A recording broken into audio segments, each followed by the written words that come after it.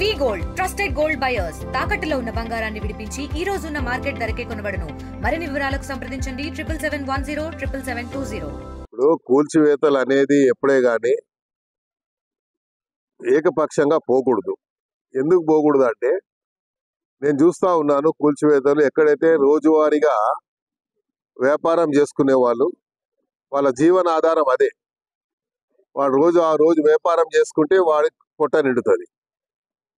అలాంటి వాళ్ళని ఇబ్బంది పెడితే అలాంటి వాళ్ళ శాపనార్థాలు మనకు మంచిది కాదు. ఎప్పుడు కూడా ప్రభుత్వం ఎప్పుడైనా మేము అలాగే చేసేవాళ్ళం. కానీ అధికారులు మాత్రము ఎక్కడైతే నిజంగా కంజెస్టెడ్ రోడ్స్ ఉంటాయో అక్కడ చేయమని ప్రభుత్వ పరంగా కానీ పైనుంచి ఆదేశాలు వస్తే అలా చేయాలి. కాకపోతే వాళ్ళకు వీళ్ళు ఎక్కడ అనిపిస్తే అక్కడ మాత్రం అడ్డగోలుగా చేస్తున్నారు అనేది నా అభిప్రాయం.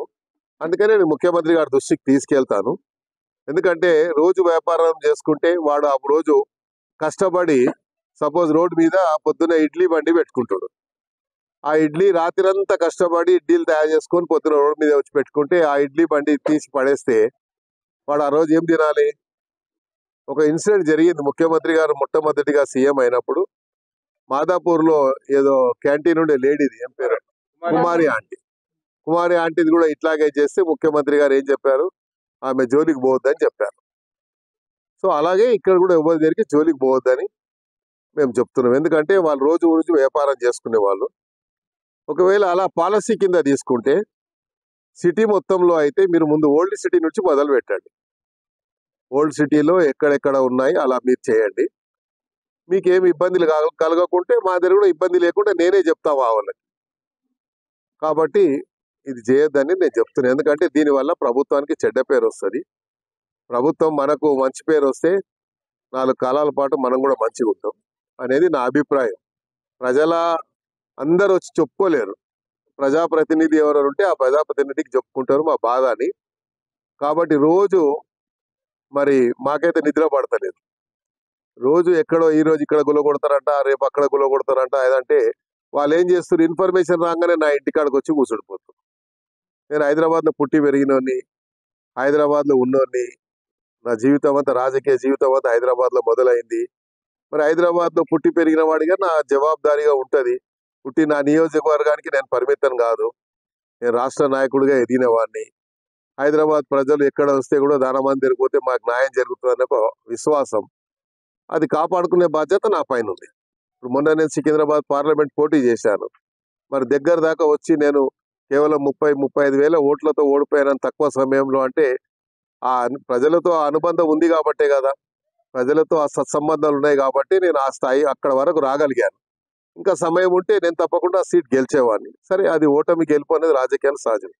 కానీ రాజకీయానికి సంబంధం లేని ఇష్యూ ఇది. ఇది పేద ప్రజల యొక్క వాడి జీవన ఆధారం మీద ఆధారపడేటువంటి సమస్య కాబట్టి పేద ప్రజల్ని కాపాడతామని మనం పదే చెప్తున్నాం. కాబట్టి మన బాధ్యతగా ఎవరో ఒకరు ప్రభుత్వ పరంగా ఒక బాధ్యత తీసుకోవాలి. కాబట్టి ఇది నా బాధ్యతగా నేను తీసుకుంటాను, అంతే తప్ప. అదే చెప్పాను కదా, ఇప్పుడు అధికారులు కొంతమంది ఏంటంటే సుమోటో కింద వాళ్ళు మేమే సుప్రీం అన్న ఫీలింగ్ లో పోతున్నారు. మన రాజ్యాంగంలో కొన్ని ఇష్యూస్ ఉన్నాయి. మనం ఎప్పుడే కానీ అధికారం వచ్చిన తర్వాత ఆ స్వేచ్ఛని బ్యూరోక్రాట్స్ కి పూర్తి స్వేచ్ఛ ఇస్తే ఎప్పుడు ఆ ప్రభుత్వాలు నిలబడాయి. ప్రభుత్వ కంట్రోల్లో ఉండాలి. ప్రభుత్వం ఆలోచన విధానాన్ని వాళ్ళు పరిగణలో తీసుకొని పనిచేయాలి. ఎప్పుడే కానీ బ్యూరోక్రసీ కంట్రోల్లో మనం పనిచేస్తే ఆ ప్రభుత్వాలకు చెడ్డ పేరు వస్తుంది. కాబట్టి బ్యూరోక్రాట్స్కి ఏం సంబంధం? ఇవాళ ఏడ ఉంటాడు, రేపు ఇంకో దగ్గర ఉంటాడు. వాళ్ళకేం బాధ్యత ఉండదు. బాధ్యత అనేది మనకు ప్రజాప్రతినిధులకు ఉంటుంది అనేది నా ఆవేదనని చెప్పాను. ప్రజల ఆవేదనని నేను చెప్పాను. నేను ముఖ్యమంత్రి గారు కూడా చెప్తాను. ఇలా వ్యక్తిగతంగా నాకు ఏం లేదు, నా ఇల్లు ఏం పోలేదు, లేకుంటే నా ఇల్లు ఏమైనా కబ్జా అంటే నన్ను కొట్టుమని చెప్తున్నా. నేను నాకేం ప్రాబ్లం లేదు. కానీ పేద ప్రజల జోలికి పోదు, వాళ్ళ జోలికి. మరిన్ని వీడియోస్ కోసం ఛానల్ ని సబ్స్క్రైబ్ చేయండి. లేటెస్ట్ అప్డేట్స్ కోసం వాట్సాప్ ఛానల్ ని ఫాలో అవ్వండి. ఆ లింక్ డిస్క్రిప్షన్ లో ఉంది.